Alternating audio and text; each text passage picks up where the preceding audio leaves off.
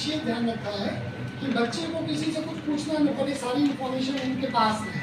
ये सारा उनके गेट पास पे ही अंकित हो जाएगा। बट इसके बाद भी अगर कोई सुझाव आपकी ओर से आएंगे, हम लोग कोशिश करेंगे अंकित करने के लिए। इन 5 केंद्रों पर ये काउंसलिंग होगी। काउंसलिंग का शेड्यूल हम लोगों ने पूरा तैयार कर लिया है, बट उसको पब्लिश नहीं कर रहे हैं कि अचानक कोई वेरिएशंस होते हैं तो वो फिर किसी बच्चे को पुराना रह जाता है, कहता है इसमें तो वाला पढ़े थे। तो हम लोग क्रमवार काउंसलिंग करेंगे। बीच में हो सकता है कि एक दिन का गैप लेके रीसेट, वो जो सेटलमेंट है वो करें। बट काउंसलिंग 18 तारीख से शुरू होगी और 15 सितंबर तक लक्ष्य है, तो हम अपने लक्ष्य को प्राप्त कर लेंगे। माननीय कुलपति जी से मैं अनुरोध करूँगा कि मैंने जो है उनके निर्देश के क्रम में आपको सूचनाएं दी हैं। शेष जो सरकार निर्देश और वक्तव्य आपको दिए हैं। जैसा ने बताया कि 18 तारीख से शुरू कर रहे हैं 18 अगस्त से, और ये लगभग 1 महीने का पूरा प्रकल्प है। सितंबर की फर्स्ट फोर्टनाइट में हम लोग क्लासेस शुरू करना चाहते हैं। इसमें इस बार हम लोगों ने पूरी टोटल व्यवस्था की है कि किसी तरह की कोई दिक्कत ना आए।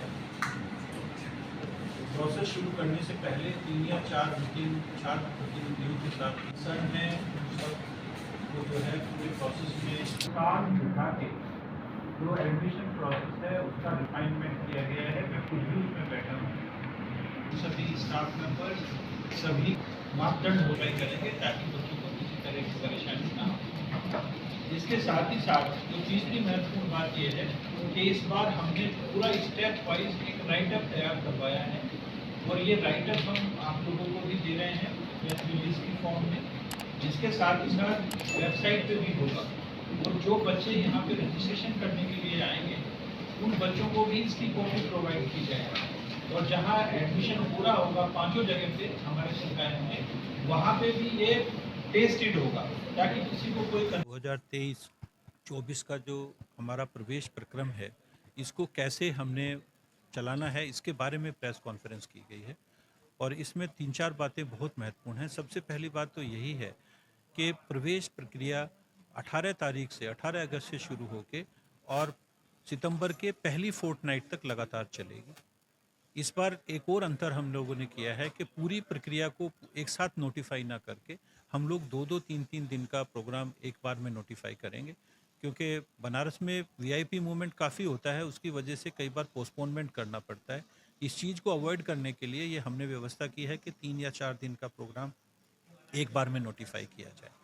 और इसके साथ साथ कैंपस में हम लोगों ने 5 जगह पे एक साथ एडमिशन प्रक्रम चलेगा।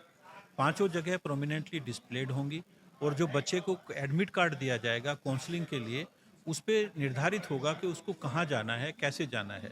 कैंपस के अंदर ये सारी चीज़ें नोटिफाई भी की जाएंगी कि केंद्र 1 कहाँ है, केंद्र 2 कहाँ है, केंद्र 3 कहाँ है। इसके साथ ही साथ कुछ वॉलंटियर्स भी होंगे जो बच्चों को गाइड करेंगे। पूरा का पूरा एडमिशन प्रोसेस के बारे में एक पूरी गाइडलाइन बनाई गई है जो बच्चों को, हर बच्चे को दी गई है। इसके साथ ही साथ वो हमारी वेबसाइट पे भी प्रोमिनेंटली नोटिफाइड है। आप लोगों को भी उसकी एक कॉपी प्रोवाइड की गई है ताकि उसका प्रॉपर प्रेस कवरेज हो सके।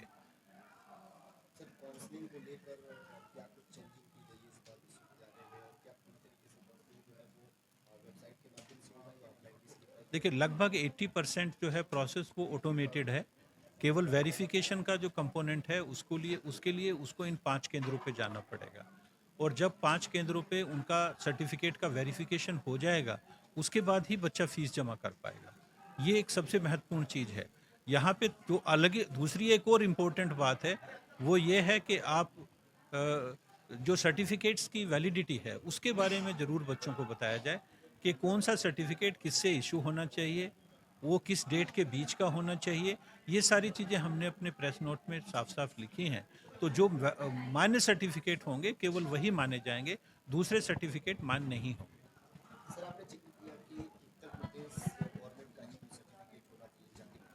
हाँ, देखिए, जाति प्रमाण पत्र यहाँ पे ये बहुत ज़्यादा महत्वपूर्ण है कि जाति प्रमाण पत्र जो है वो केवल और केवल उत्तर प्रदेश सरकार के ही होने चाहिए।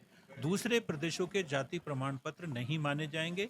रिजर्वेशन का फायदा उन्हीं लोगों को मिलेगा जिनके पास उत्तर प्रदेश सरकार द्वारा जारी प्रमाण पत्र होगा।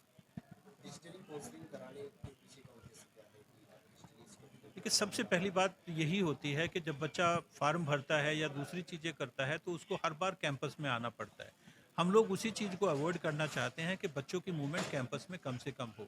बच्चा कैंपस में केवल जब ही आए जब उसको जो है एडमिशन लेना है। तो इस चीज़ को, बच्चों की मूवमेंट को कम करने के लिए, ताकि बच्चे परेशान ज़्यादा ना हों, 5 जिलों के बच्चे आमतौर से हमारे पास आते हैं, तो वो बच्चे बार बार भागे ना, इस चीज़ को कम करने के लिए हमने डिजिटल एडमिशन की ये व्यवस्था की। सर बहुत सारे बच्चे ऐसे हैं कि एक सवाल है कि कैंपस में आते हैं तो किसी भी कार्य को करने के लिए जाते हैं किसी भी कार्यालय या दफ्तर में तो उनकी सुनवाई नहीं होती उनको दौड़ाया जाता है पूरे कैंपस की चक्कर लगवाई जाती है। ऐसे देखिए, में इसीलिए ये सारी व्यवस्था की गई है कि 5 स्पेशल केंद्र हैं और पांचों केंद्रों पे जो भी अधिकारी मौजूद होंगे उनकी सारी समस्याओं का निराकरण देयर एंड देन वहीं पे होगा। उनको कहीं इधर उधर जाने की ज़रूरत नहीं है।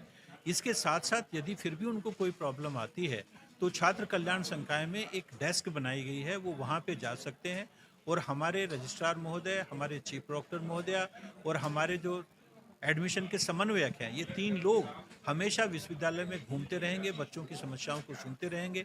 जिस भी बच्चे को जो समस्या होगी उसका निरंतर निराकरण भी करते रहेंगे। एक अंतिम सवाल लेंगे सर कैंपस में किसी तरह की कैंटीन की व्यवस्था नहीं है छात्रों को बाहर जाना पड़ता है जिसमें अगर बात करी जाए पढ़ाई की तो उसमें भी बहुत सारी परेशानियों का सामना करना पड़ता है किसी भी तरह का हेल्प डेस्क वगैरह नहीं है कि कोई बाहर से अगर पूछताछ के लिए भी जानकारी देना चाहे कैंपस देखिए, अभी तो हम आपको पहले बताना चाहेंगे कि जब से एडमिशन प्रोसेस शुरू हुआ है, करीब पिछले 1 डेढ़ महीने से छात्र कल्याण संकाय में हमने 2 सहायक छात्र कल्याण संकाय की ड्यूटी लगातार लगाई हुई है 1.5 महीने से, और 2 उनके साथ क्लर्क बैठाए हुए हैं। बच्चों को जो भी समस्या है वो छात्र कल्याण संकाय में जाएं और अपनी समस्या का निराकरण करें।